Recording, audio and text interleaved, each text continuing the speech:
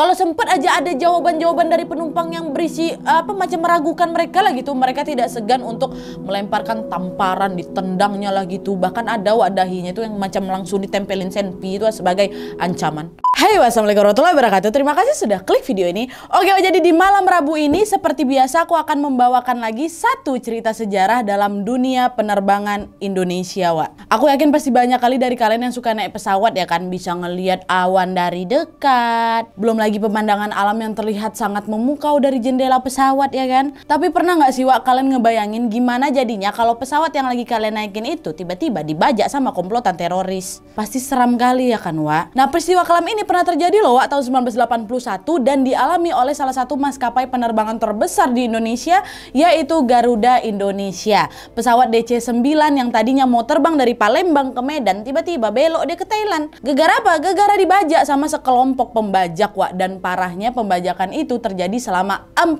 hari. Kebayang gak sih kalian, Wak, gimana nasib para penumpang dan juga kru pesawat selama 4 hari pembajakan itu? Jadi tanpa berlama-lama lagi kita langsung masuk aja ke ceritanya ya. Check it out.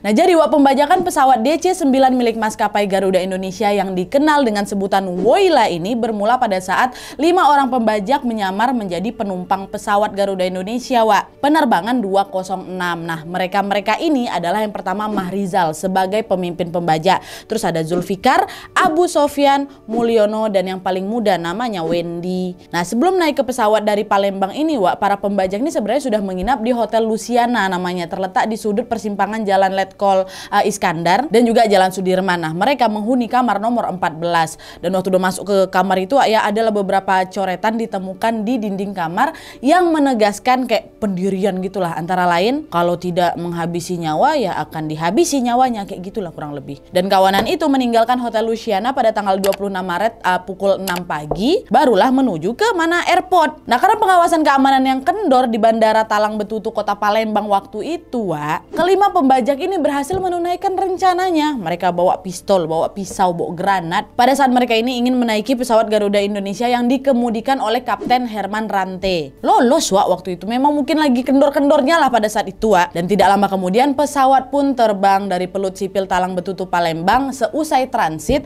untuk menuju ke Bandara Polonia Medan. Nah, setelah lepas landas, Wak, pembajakan ini pun dimulai. Suara gaduh pun mulai terdengar pada saat Abu Sofyan berdiri dari kursinya dan menabrakkan dirinya ke seorang pramugari yang bernama Delianti. Kemudian ditabrak kan Ibu Delianti ini.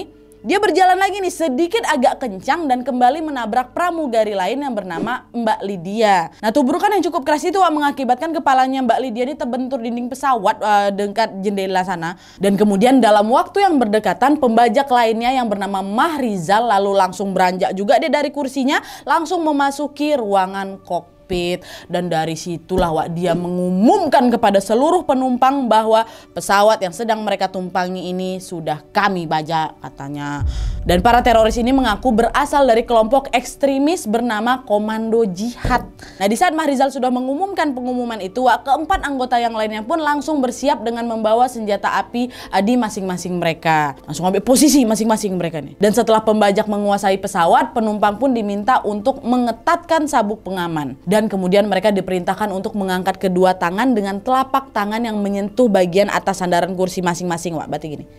Disuruh kayak gini. Semua penumpang di sana cuma bisa pasrah lah, Wak. Mereka cuma bisa ngikutin perintah dari keempat kawanan ini kan. Tidak sedikit juga dari mereka yang menangis dan berdoa. Nah, di dalam situasi yang udah panik ini, Wak, Zulfikar sesumbar dia sama para penumpang. Saudara-saudara tahu, kami ini tidak takut kepada serbuan siapapun ya. Kami sendiri pernah loh menyerbu ABRI di sarangnya. Itu loh, si Wendy itu berhasil kami bebaskan dari situ. Jadi jangan ada di antara saudara yang mau coba-coba ya, katanya. Dan sebagai orang yang sudah dibakar fanatisme, Wak, Zulfikar ini kembali berkata, gaji saya ini sebenarnya besar, tetapi perjuangan memenangkan Islam lebih penting, itu katanya. Nah, melihat para penumpang yang sudah tidak berdaya, pembajak pun dengan segera langsung melucuti barang-barang penumpang, Wak. Mulai dari mereka ambil dompet-dompet mereka, perhiasan, arloji, serta identitas penumpang pun disikat sama mereka. Dan selain itu juga, Wak, mereka ini juga mengamankan barang-barang yang memang berpotensi bisa digunakan sebagai alat perlawanan, macam pisau, sendok, garpu, diamankan semua sama mereka. Bahkan mereka juga mengatakan 100 perak perak aja masih kalian simpan, ku tembak kalian katanya. Nah, Ibu Emma Nur Hadijah, seorang penumpang yang menjadi saksi dalam kejadian mengerikan ini, yang pada saat kejadian masih berusia 21 tahun, Wak, mengaku keadaan waktu itu betul-betul chaos sekali. Bergerak sedikit pasti langsung dibentak sama mereka. Ada juga sebenarnya yang mencoba menegosiasi, baru ngomong bentar nih langsung pistol ditempelkan di kepala. Tapi untungnya waktu itu Bu Emma ini berhasil menyembunyikan kalung emasnya di dalam kaos kaki yang beliau pakai, Wak. Nggak dikasih sama si pembajak. Kan pada dilucu-lucuti itu perhiasan-perhiasan mereka kan. Dan dalam menghadapi kebengisan para pembajak ini, Wak, Bu Emma memilih untuk diam dan pura-pura tetedok aja. Nah, dari beberapa saksi dan sumber yang aku baca, Wak, para pembajak ini terlihat militan pada hari pertama aja. Pada hari-hari berikutnya keadaan mereka melemah. Mereka yang ada berubah menjadi sering berkata-kata kasar dan bersikap menggoda terhadap penumpang perempuan, menggatal. Salah satu saksi berkata dalam satu hari itu ada 2-3 kali mereka tuh ceramah. Yang paling pintar kali ceramah tuh namanya si Mahrizal. Di awal-awal tuh kalau dia bicara ya, dia ini seakan-akan menampakkan dirinya lah yang paling suci. Tapi lama-lama dia pula yang mengumpat. Dan omongannya itu betul-betul udah nggak enak didengar lagi, kata Bapak siapa? Bapak Cipto Harsono, salah satu saksi yang selamat di pesawat tuh. Nah, tidak lama setelah 4 kawanan di luar itu menguasai penumpang, di waktu yang bersamaan juga, Wak, Mahrizal, pembajak yang masuk ke dalam kokpit tadi itu, setelah dia mengumumkan bahwa pesawat dibajak, dia langsung memerintahkan pilot untuk terbang ke Colombo, Sri Lanka. Nah, tapi pada saat itu pilot berkata bahwa pesawat yang kita tumpangi ini tidak memiliki cukup bahan bakar, Pak. Nggak bakal cukup, Pak, bahan bakar kita kalau mau ke Sri Lanka, kata. Ya udah isi dulu lah, kata si Mahrizal. Oke, kalau kayak gitu, kita berarti paling terdekat ke sini ke Malaysia, Penang, Pak ya. Penang, Malaysia, Pak ya. Nanti saya isi bahan bakar dulu di sana, kata sang kapten. Nah, mendengar hal itu Mahrizal pun setuju. Ya udah, OTW kita ke Penang, Malaysia, kata. Pergilah, Wak, pesawat ini ke Malaysia. Nah, sesampainya mereka di Bandara Bayan Lepas Penang, Malaysia, pesawat ini pun langsung mengisi bahan bakar dan mendapatkan pasokan makanan tuh, Wak, sebanyak 60 kantong. Jangan ditanya kenapa ini dikasih sama mereka ya, karena itulah permintaan pembajak. Kalau nggak diturutin aja, Wak, bisa melayang nyawa penumpang yang ada dalam pesawat tuh ya kan. Jadi dikasih tuh sama pemerintah Malaysia. Dan selain itu, Wak, di sana di Malaysia pembajak ini sempat juga menurunkan 1 orang penumpang, Wak, yaitu seorang nenek-nenek sepuh berusia 76 tahun yang bernama Ibu Hulda Panjaitan. Kenapa diturunkan? Gara-gara beliau ini tak berhenti berontak, Wak, berteriak terus. Beliau minta untuk diselamatkan. Ya udah, dilepas nenek Hulda tuh. Dan setelah menurunkan nenek Hulda dan urusan logistik selesai, pesawat itu pun kembali terbang lagi meninggalkan Malaysia. Mereka terbang kemana? Menuju ke Bangkok. Setelah pemerintah Thailand mengizinkan pesawat itu untuk mendarat di wilayahnya. Gak jadi mereka ke Sri Lanka, ke Bangkok mereka beloknya, Wak. Nah, di sini nih puncaknya waktu mendarat di Thailand.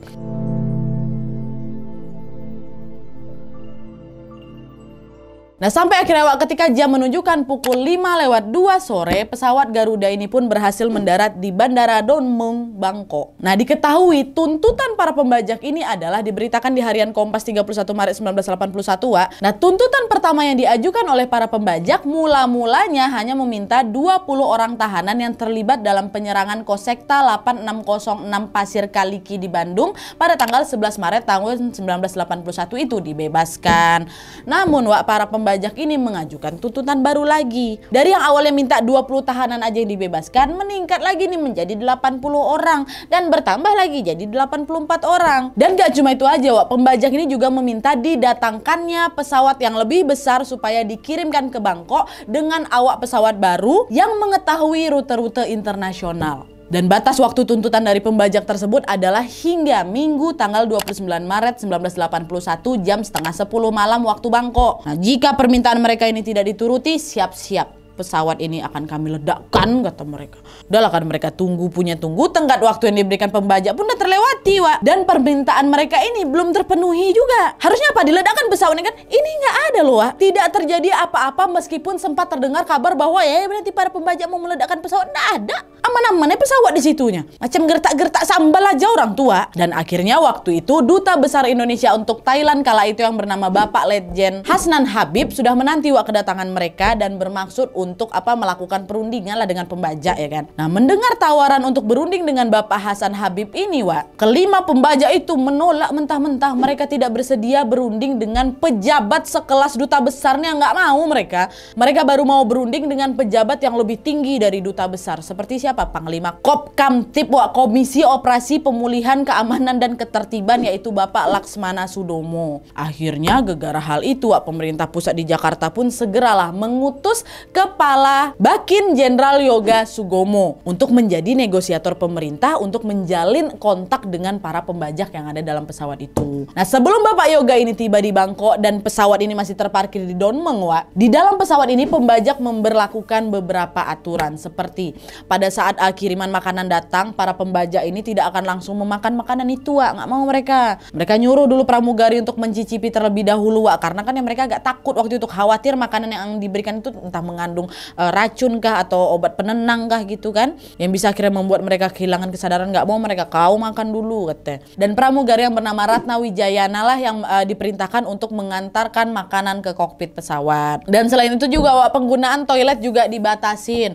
Bagian depan tuh khusus untuk pilot, co-pilot sama pembajak. Nah, bagian kiri belakang untuk sandera perempuan, bagian kanan belakang untuk sandera laki-laki. Dan para pembajak juga menunjuk penumpang secara bergilir untuk membersihkan air toilet yang meluap, Wak, ke gang pesawat. Kebengisan para pembajak pun kian menjadi-jadi lagi, Wak. Penumpang yang disandera diinterogasi dengan berbagai pertanyaan. Siapa nama kau? Apa agama kau? Suku kau apa? Gitu-gituin. Kalau sempat aja ada jawaban-jawaban dari penumpang yang berisi macam meragukan mereka lah gitu, mereka tidak segan untuk melemparkan tamparan, ditendangnya lah gitu. Bahkan ada, Wak, dahinya itu yang macam langsung ditempelin senpi itu sebagai ancaman. Dan menurut saksi juga, Wak, salah satu pembajak yang namanya Zulfikar tadi tuh bahkan kerap mengarahkan granat sama kampaknya tuh ke arah para sandera. Dan dalam koran Sinar Harapan tanggal 2 April 1981 juga menyebutkan Abu Sofyan lah pembajak yang paling kasar terhadap perempuan, Wak. Di dalam pesawat bahkan dia pernah berucap, nanti nih ya penumpang laki-laki di sini kita habiskan aja semuanya. Nanti sisanya yang perempuan-perempuan ikut sama kita ke suatu negara di Afrika lah, kita tinggalin di sana. Tuh kata. Dan si Wendy, Wak, ingat kalian yang paling muda tadi itu, kata para penumpang dia lah yang paling gatal, Wak, suka goda-godain perempuan, suka godain pramugari. Kata penumpang dari Aceh, Wak, mereka katanya memperjuangkan kepentingan Islam, tapi tingkah laku mereka menggoda wanita yang bukan muhrimnya, ini menjijikkan kali kata. Dan dari para pembajak ini, Wak, hanya Mahrizal lah yang sikapnya agak berbeda, katanya si pemimpin pembajakannya. Mahrizal ini katanya sangat pandai sekali berbicara dengan menggunakan trik-trik psikologi. Ketimbang keempat rekannya yang lain, Mahrizal inilah yang dinilai lebih berwibawa lah gitu. Berwibawanya tapi nggak yang bagus-bagus sekali, Wak, ya tetap jahat dia jadi teroris kan. Tapi dibanding kawan-kawannya dia lah yang agak mending lah gitu. Mahrizal bahkan disebut punya kekuatan sugestif yang tinggi dalam menjelaskan perjuangannya tuh. Nah, hingga masuk di hari Minggu tanggal 29 Maret tahun 1981, Wak, hari ini adalah puncak dari penderitaan bagi penumpang-penumpang, Wak. Petaka mereka ini bermula ketika Robert Wainwright, seorang penumpang warga negara Inggris, berhasil kabur nih dari pesawat jam 11.47 siang. Robert yang waktu itu duduk di kursi nomor 12 dapat melarikan diri dengan cara mendorong pintu darurat yang berada di dekatnya. Kejadian ini pastilah langsung membuat para pembajak marah, murka mereka semuanya kan, dan semakin ketat nih mengamankan para sandera. Tapi Robert tuh bebas, Wak, ya. Betuah kali kok Robert. Yalah, Robert bebas, kawan-kawan di dalamnya makin diperketat lagi keamanannya, Wak. Dimana waktu itu posisi duduk sandera ini yang semulanya dibiarkan di kursi masing-masing langsung segera dipindahkan menjauhi pintu pesawat. Dan para sandera juga dilarang berbicara. Sabuk pengaman mereka makin dikencangkan lagi. Dan makan siang mereka pun jadinya ditiadakan. Akibatnya apa? Banyaklah dari sandera-sandera tuh jatuh lemas kan, karena udara di dalam pesawat yang tertutup dan juga pengap. Mesin pengatur suhu udara di pesawat tuh udah nggak berfungsi lagi, Wak, karena bahan bakar mereka sudah habis, ditambah suhu siang pada hari itu sangat panas sekali. Apa nggak tengap-ngap mereka di situ kan? Siksaan dari para penumpang ini juga bertambah dengan aroma bau dari kotoran mereka yang ada di toilet yang sudah melebihi kapasitas, meluap.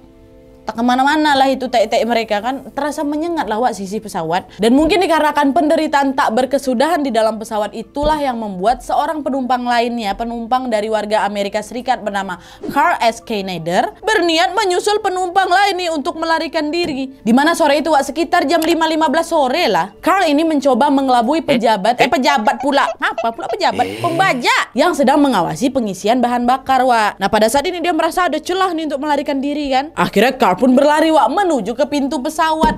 Tapi naasnya badannya tertabrak sama pembajak lain yang membuat dia ketahuan duluan lah, mau kemana kau? Dan karena hal itu lawak tanpa menunggu aba-aba, Abu Sofyan pun langsung menembakkan 2 tembakan ke bahunya si Karl. Karl tersungkur lemah langsung, berceceran darah dia. Waktu itu nggak ada tuh yang boleh nyentuh si Karl, dibiarkan aja si Karl tekapar di sana, lumayan lama lah, puluhan menit katanya. Nah tapi beruntungnya betuah kali lah si Karl ini, selain dia tidak tewas pada saat itu pembajak ini tiba-tiba malah langsung meminta 2 orang anggota Palang Merah Thailand dan juga co-pilot Henry tadi itu untuk menggotong tubuh Karl ini ke mobil ambulans untuk segera diobati. Mau keluar pesawat, masuk ambulan, bebas si Karl. Betuah. Nah sampai sini mungkin di antara kalian sudah bertanya-tanya apa yang dilakukan pemerintah setempat dalam menangani kasus pembajakan ini selain mendatangkan negosiator yang lagi OTW itu kan. Nah sebenarnya para juru runding pemerintah Indonesia ini dapat terus memantau kondisi penumpang dan juga berkomunikasi dengan pembajak melalui saluran radio di pusat pengendalian krisis sekitar 2,5 kilo dari TKP. Nah Jenderal Yoga Sugomo yang memang sudah ada di Bangkok sengaja nggak langsung bernegosiasi karena beliau ingin mengulur waktu sampai Letjen Benny Murdani selaku perwira TNI mempersiapkan operasi militer di Jakarta. Dan di saat operasi militer dirasa cukup matang, barulah perundingan antara Bapak Yoga Sugomo dan kepala pembajak Mahrizal itu dimulai. Perundingan alot terus berlangsung antara Yoga dan para pembajak di sini Yang ada malah tuntutan dari pembajak ini meningkat lagi, di mana mereka meminta tambahan uang 1,5 juta dolar Amerika di atas semua tuntutan sebelumnya. Sampai akhirnya di tanggal 30 Maret tahun 1981 sekitar jam setengah 11 malam, komunikasi antara Bapak Yoga dan Mahrizal ini pun ditutup sementara. Nah di luar bandara Dongmeng suasana cukup tegang pun dirasakan. Ratusan wartawan dari berbagai negara memburu berita pesawat Garuda yang lagi dibajak ini. Warga juga memenuhi pinggir jalan raya Vibadi, namanya apa tadi? Vibadi Rangsit dengan perasaan yang harap-harap cemas. Sebagian dari mereka sudah menebak sebuah malapetaka yang pasti akan terjadi sebentar lagi,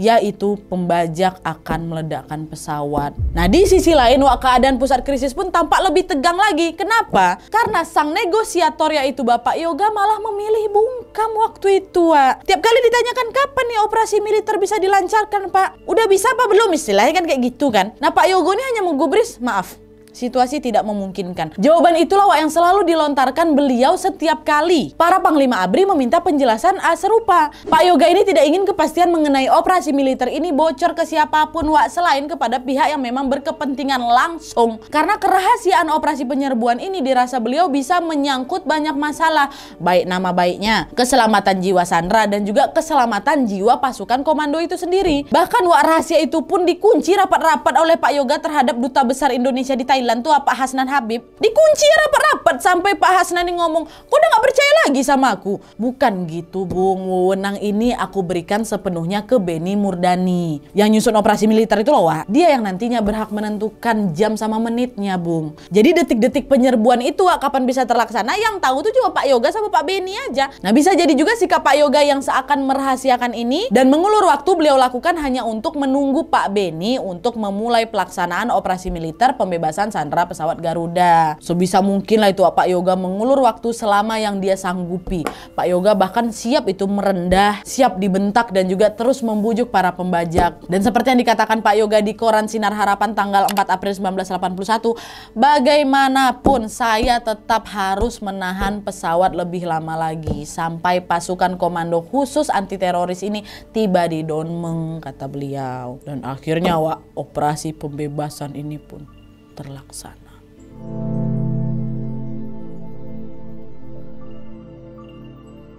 Nah sampai akhirnya jawaban yang dinanti ini pun tiba. Memasuki pergantian hari yaitu tepatnya di jam 1 dini hari tanggal 31 Maret 1981, Bapak Benny pun mengutus stafnya yang bernama Kolonel Teddy Rusdi untuk pergi ke pusat pengendalian krisis tempat Pak Yoga berada. Nah secari kertas berisi pesan dari Pak Benny diserahkan Pak Teddy kepada Pak Yoga. Dan kertas itu bertuliskan, Pak Yoga yang terhormat, mulai saat ini pertunjukan milik saya, tertanda LBM Leonardus Benny Murdani. Nah setelah membaca pesan itu Pak Yoga pun langsung membalas lagi dengan pesan singkat, oke Ben, do it, sukses, katanya. Dah kertas tersebut pun dikasihkan ke Teddy. Teddy pun kembali lagi ke Pak Benny dan melaporkan pesan dari Pak Yoga. Yoga. Nah, sesaat setelah membaca sinyal hijau dari Pak Yoga, operasi penyelamatan Sandra pun dilakukan. Pak Beni merupakan perwira yang ikut terjun langsung di operasi militer penanganan pembajakan pesawat ini. Wah. Pukul 2.30 tanggal 31 Maret 1981, tim yang sudah dibagi menjadi 3 bagian, tim merah, tim biru, dan tim hijau. Wah. Prajurit bersenjata ini mendekati pesawat secara diam-diam. Mereka pun merencanakan agar tim merah sama tim biru memanjat ke sayap pesawat dan menunggu di pintu samping. Semua jendela pesawat waktu itu udah ditutup, Wak. Nah, sementara tim hijau akan masuk dari pintu belakang. Dan semua tim ini akan masuk ke dalam pesawat setelah kode diberikan. Kemudian pukul 02.43, tim komando Angkatan Udara Thailand juga ikut bergerak ke landasan, Wak. Menunggu di landasan agar tidak ada teroris yang lolos nih. Sampai akhirnya, Wak, kode masuk pun diberikan. Ketiga tim yang sudah standby ini pun masuk, Wak, dengan tim hijau terlebih dahulu. Nah, saat mereka mulai bergerak masuk, mereka berpapasan lah itu dengan seorang pembajak yang memang sedang berjaga di pintu belakang, Wak. Dan pembajak tersebut melemparkan tembakan dan mengenai Ahmad Kirang, Wak, salah seorang anggota tim hijau di bagian bawah perutnya yang memang tidak terlindungi. Tembak satu dari grup penyelamatkan dar, dan tanpa menunggu waktu yang lama, pembajak yang nembak Pak Ahmad ini pun ditembak balik sama kawan-kawannya dan dia langsung tewas di tempat. Nah, tidak lama kemudian barulah itu, Wak, tim biru sama tim merah masuk nih menyusul tim hijau, dan mereka juga menembak 2 pembajak lain. Dan 3 orang yang lumpuh ketembak ya. Pada saat tembak-tembakan terjadi, Wak, para penumpang langsung nunduk semua dan disuruh keluar. 3 ada tewas, sisa 2 nih kan. Dan secara mengejutkan, Wak, salah satu dari 2 pembajak yang tersisa tiba-tiba keluar dia dari kokpit pesawat dengan granat di tangannya dan melemparkannya ke gerombolan tim penyelamat. Tapi untungnya, Wak, granat itu gagal meledak gara-gara apa? Pin pengamannya tidak ditarik sempurna. Dan tanpa menunggu waktu yang lama, tim pun segera menembak dan melukainya sebelum akhirnya dia sempat keluar. Dah lumpuh 4. Nah, pembajak terakhir yaitu pemimpin dari pembajakan tersebut yaitu Mahrizal sempat berhasil kabur, Wak, dia keluar dari pesawat. Tapi untungnya langsung ditangkap oleh satuan para komando Kopasanda. Ketangkap. Tidak lama kemudian tim medis pun datang untuk menyelamatkan pilot pesawat Garuda Indonesia yaitu Bapak Kapten Herman Rante yang ternyata tanpa disengaja, Wak, tertembak anggota komando dalam serangan tersebut. Soalnya kan baku tembak kan. Namun sayangnya Kapten Herman Rante meninggal di rumah sakit Bangkok setelah beberapa hari kejadian baku tembak itu, Wak. Nah, kedua korban peristiwa terorisme ini yaitu tim yang tertembak di perut bersama Kapten Herman Rante kemudian dimakamkan di TMP Kalibata.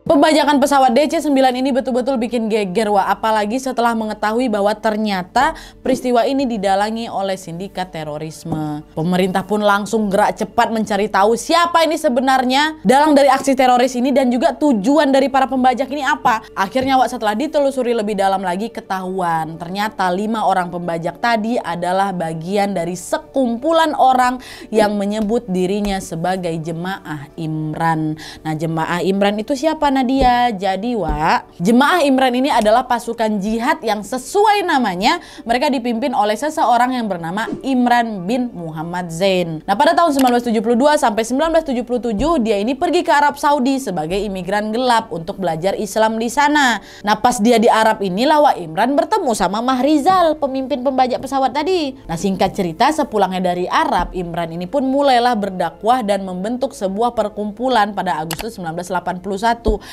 yang disebut sebagai Jemaah Imran tadi. Dan sejak pertama dibentuk, Wak, Jemaah Imran ini langsung menyedot banyak perhatian publik. Karena apa? Karena sikap mereka yang ekstrim dan juga radikal. Bahkan nih, Wak, ya, biar kalian tahu juga, tujuan besar dari Jemaah Imran ini adalah mendirikan negara Islam dengan rencana mereka untuk menggulingkan pemerintah Soeharto. Nah, dengan tujuan itu mereka jadi sering melakukan aksi-aksi brutal seperti perampokan uang koperasi simpan pinjam di Riau, perampokan di toko emas di Subang, Wak, meledakkan masjid sama gereja, menyerbu Kosekta 8606 Cicendo yang menyebabkan 3 polisi tewas, dan juga pembajakan pesawat Garuda yang kita bahas tadi. Nah, jadi, Wak, sampai sini udah jelas lah kan bahwa otak dari pembajakan pesawat Garuda DC-9 adalah Imran bin Muhammad Zain. Nah, tapi entah kenapa nih ketika pembajakan itu betulan dilakukan, Imran justru nggak ikut langsung. Yang melakukan ide gilanya ini hanya siapa? Ya, kaki tangannya tadi lah, Mahrizal dan kawan-kawan. Nah, tapi, Wak, meskipun demikian, Imran sebagai dalang dari peristiwa ini sudah tentu dianggap berbahaya kali ya kan. Akhirnya Imran ini pun juga ikutan ditangkap oleh aparat di tanggal 7 April tahun 1981. Nah, di tahun yang sama Imran pun langsung dijatuhi hukuman mati oleh Pengadilan Negeri Jakarta Pusat. Dan eksekusi matinya Imran ini pun akhirnya dilakukan pada akhir tahun 1983. Nah, pihak-pihak lain yang tergabung di dalam jemaah Imran ini pun dan juga terlibat dalam aksi-aksi penyerangan lainnya banyak juga yang dijatuhi hukuman mati, Wak. Seperti ada namanya Salman Hafiz yang memimpin penyerangan pos polisi Cicendo itu dihukum mati juga di awal Februari tahun 85. Dan ada juga Maman Kusmayadi, Wak, yang didakwa telah melakukan pembunuhan terhadap 3 polisi, akhirnya juga dieksekusi mati di bulan September tahun 1986. Dan setelah kematian para anggota jemaah Imran dan eksekusi mati yang dijatuhkan pada pemimpin mereka yaitu Imran bin Muhammad Zain, maka berakhir jugalah pergerakan dari kumpulan jemaah radikal ini, Wak.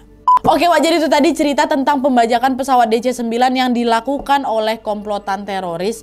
Jujur aku nggak kebayang sih, Wak, gimana rasanya ada di posisi para penumpang waktu itu atau para kru pesawat lah kan. Panik kali pasti ya, Wak. Ya, Wak turbulen saja gak panik sedikit ini dibajak. Macam mana perasaan mereka waktu dengar pengumuman dari Marizal bilang pesawat ini sudah kami bajak, sudah kami ambil alih pesawat ini ya, kata. Aku udah gak akan bisa mikir positif lagi. Mungkin waktu itu ada langsung berdoa, langsung taubat, minta pertolongan sama Allah. Ya Allah, aku serahkan semua padamu.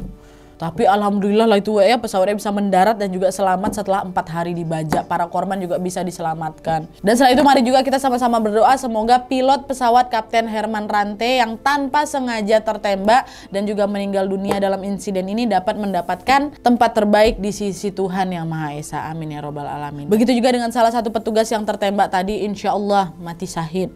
Amin ya robbal alamin. Dan yang gak kalah penting, semoga ya Allah kejadian ini tidak pernah terjadi lagi, Wak, ya. Dan kalau misalnya Wak punya informasi lainnya atau juga pendapat yang berbeda soal kasus ini dan atau ada informasi yang keliru dari yang aku sampaikan, bisa langsung dikoreksi aja atau diperbaiki juga atau ditambahkan aja di kolom komentar di bawah, Wak, ya. Oke, Wak, jadi sekian dulu videonya. Terima kasih banyak yang sudah menonton. Kalau kalian suka video ini, klik like-nya. Jangan lupa komen di bawah untuk ide dan saran-saran untuk video selanjutnya.